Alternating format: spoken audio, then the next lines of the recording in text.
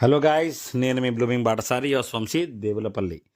Okay, so నిన్న first story చాలా మంచి రెస్పాన్స్ ఇచ్చారండి.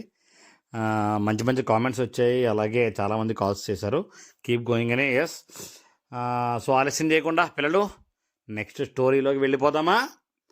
ఈరోజు స్టోరీ ఏంటో తెలుసా? బాబోయ్ దెయ్యం అదిగో. హహా, భయం వేస్తుంది ఎవరికైనా. మీరు ఎందుకు భయపడాలే, చెప్పి నేను కదా భయపడాలి మీకు. ఓకే, మరి కథలోకి వెళ్ళిపోదాం. ఓకేనా? ఓకే.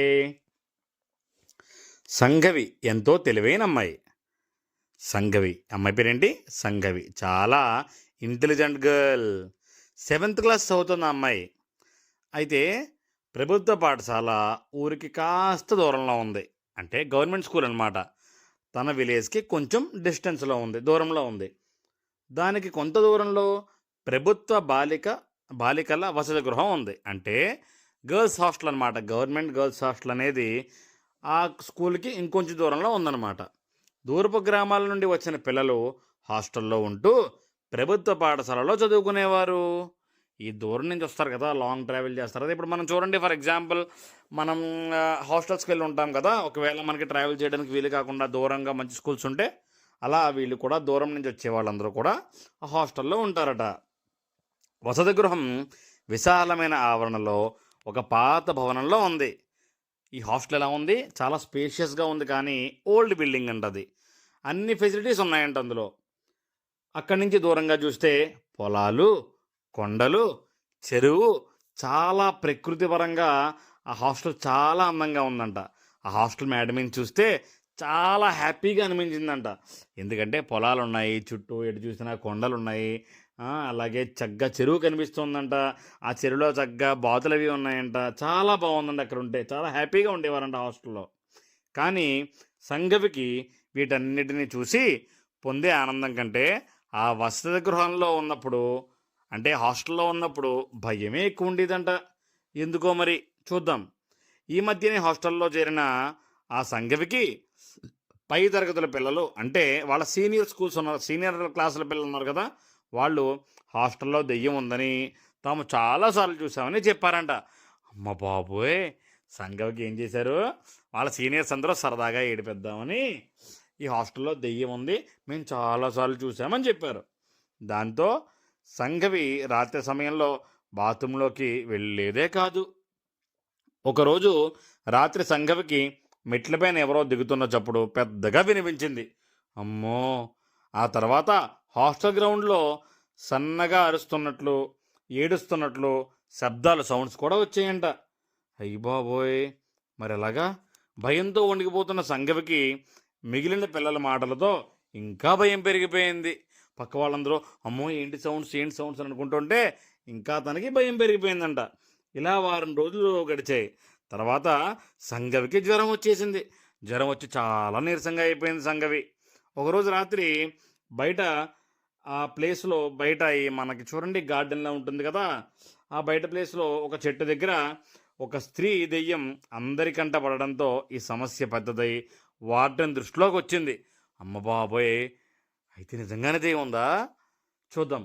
ఆ హాస్టల్ దగ్గర ఒక చెట్టు ఉంటే ఆ చెట్టు దగ్గర ఒక లేడీ దెయ్యం అన్నమాట, స్త్రీ దెయ్యం ఆ చెట్టు దగ్గర కనిపించిందంట. దీంతో అందరూ భయపడి హాస్టల్ వార్డెన్కి విషయం తెలిసింది. వార్డెన్గా ఉన్న లక్ష్మి వాళ్ళకి ధైర్యం చెప్పి, అమ్మాయిలు మీరు ఒకరికొకరు చేరి రాద్ధాంతం చేసుకుని భయాల్ని పెంచుకుంటున్నారు. మీరు ఒకరో అంతా కూడా చెప్పుకుని లేనిపోని భయాలన్నీ పెట్టుకుంటున్నారు. ప్రతి మనిషిలోనే ఆత్మ ఉంటుంది. మనిషి మరణం తర్వాత, అంటే మనిషి చచ్చిపోయిన తర్వాత అది మరొక జన్మ పొందుతుంది, లేదా పరమాత్మలో అంటే ప్రకృతిలో కలిసిపోతుంది. ఇది చాలా పెద్ద విషయం. మీకు అర్థం కావాలంటే ఇప్పుడు మీ వయసు, చదువు చాలవు. నిజమే కదా ఏం చెప్పింది మా? మీరు అనవసరంగా ఒకరొకరు కలిసి అనవసరంగా భయపడుతున్నారు. అలాంటిది ఏమి ఉండదు. ప్రతి మనిషిలోనే కూడా ఆత్మ అనేది ఉంటుందన్నమాట. ఈ ఆత్మ అనేది చనిపోయిన తర్వాత అయితే పరమాత్మలో కలిసిపోతుంది, లేదా ప్రకృతిలో కలిసిపోతుంది, లేదా ఇంకో జన్మ పొందుతుందన్నమాట. అంటే మళ్ళీ ఇంకోలా పుడతారనమాట. ఇది చాలా పెద్ద విషయం అండి. ఇంకా మీకు అర్థం కాదు, మీరందరూ పిల్లలు, మీకు ఇంకా అర్థం కాదు, ఇది అర్థం అవ్వాలంటే ఇంకా చాలా వయసు రావాలి, చదువు రావాలి అని చెప్పింది. కానీ సినిమాలు కథలో మిమ్మల్ని తప్పుదారి పట్టిస్తున్నాయి. ఈ సినిమాలు కథలో వినడం వల్ల మీరు రాంగ్ రూట్లో వెళ్ళి అమ్మో ఏవో ఉన్నాయేమో అని భయపడుతున్నారు. కోరికలతో చనిపోయిన ప్రతి వాళ్ళు దెయ్యాలు అవుతారని మీరు చెప్పుకుంటున్నారు కదా. అసలు ఏదో కోరికతో అంతా చూస్తున్నారు. నిజమే కదా, మనందరం ఏమనుకుంటాం, కోరికలతో చనిపోయిన వాళ్ళందరూ దెయ్యాలు అవుతారని అనుకుంటాం. కానీ ప్రతి ఒక్కరూ ఏదో కోరికతోనే చనిపోతాం కదా. అలాగే రోడ్డు ప్రమాదాల్లో ఇతరుల వలన చాలామంది చనిపోతూ ఉంటారు. హత్యల వలన కూడా చాలామంది చనిపోతూ ఉంటారు. వాళ్ళంతా దెయ్యాలు అవుతారా? పగ సాధిస్తారా? మరి జంతువులను ఎన్నిటినో నిర్దాక్షిణ్యంగా చంపేస్తున్నాం కదా, అవి కూడా దెయ్యాలై మన మీద పగ సాధించాలి కదా. అలా అయితే ఈ భూమి మీద ఒక్క మనిషి కూడా బతకలేడు. మనం లేచిన దగ్గర నుండి పడుకునేలోగా చీమల్ని, దోమల్ని, చాలా జీవుల్ని, పురుగుల్ని, లేకపోతే చాలా కీటకాలని, చాలా వాటిని చంపేస్తూ ఉంటాం కదా మనం.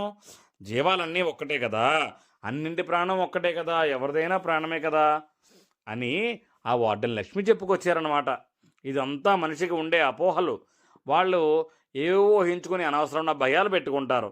మనం భయపడుతున్న ఆ చీకటిలోనే మనతో ఉన్న చుట్టూ జీవాలన్నీ కూడా ఉన్నాయి కదా. కుక్కలు, పిల్లిలు, చాలా జీవాలు ఉన్నాయి కదా.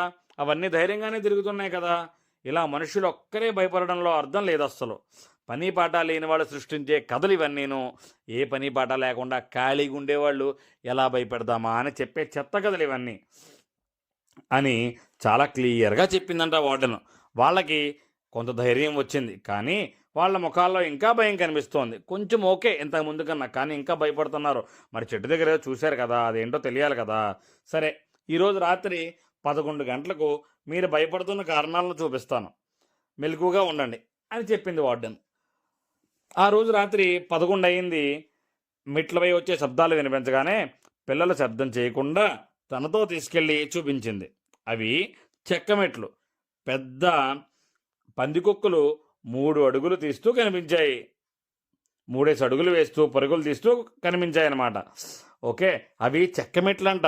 అయితే చెక్క మెట్ల మీద పందికొక్కులు తెలుసు కదా, మనకు పెద్ద సైజు ఎలకలు ఉంటాయి కదా, అవి గబగబా గబగబా పరిగెట్టేస్తూ కనిపించాయంట. అవి పిల్లలు పారేసే ఈ ఆహార పదార్థాలు ఉంటాయి కదా, మిగిలిపోయిన ఫుడ్ కానీ లేకపోతే వీళ్ళు తెచ్చుకున్న స్నాక్స్ కానీ ఇవన్నీ పాడేస్తారు కదా, ఇవి ఎక్కడ పడితే అక్కడ పడేయడం వల్ల అవన్నీ కూడా తినడానికి రాత్రి వస్తున్నాయి అవి. అలాగే ఆ చుట్టూ చెట్టు కింద రోజు పడుకునే ఒక స్త్రీ ఆ ఊర్లో తిరిగే ఒక అనాథ. ఇంకా దగ్గరలో చెట్టు కింద మీరు చూసారన్నారు కదా, అది దెయ్యం కాదు, ఈ ఊర్లోనే ఉండే ఎవరూ లేని ఒక ఆడావిడ, ఎవరూ లేని ఒక అమ్మాయి అన్నమాట. ఆవిడ చెట్టు కిందే రోజు పడుకుంటుంది అని చెప్పిందనమాట. ఆమెను ఊరివారు ఎవ్వరూ అరుగుల మీద ఉండలేకపోవడం వల్ల హాస్టల్ ఆవరణకు వచ్చి పడుకుంటుంది.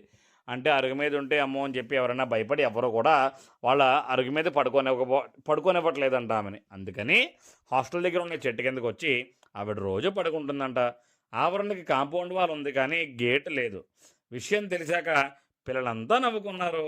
ఇప్పుడు ఇంత పెద్ద హాస్టల్కి చుట్టూ కాంపౌండ్ వాల్ ఉంది కానీ గేట్ లేదు, అందుకే వచ్చి చెట్టు కింద ఆవిడ పడుకుంటుందన్నమాట. ఇదంతా విన్న పిల్లలు పగపగా నవ్వుకున్నారంట.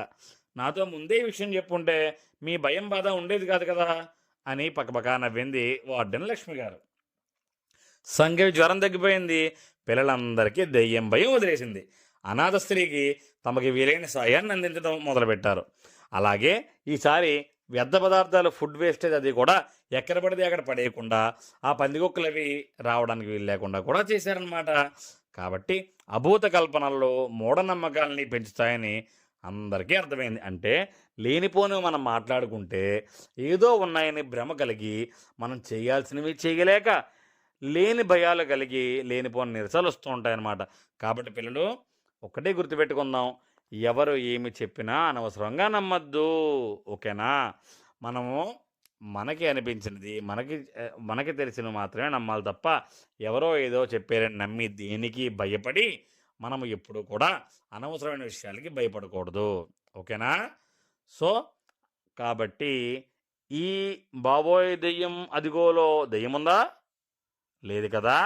ఆ దెయ్యం ఎవరు? ఆ దెయ్యంలా కనిపించింది ఎవరు? చెట్టు కింద పడుకునే ఒక అనాథ స్త్రీ.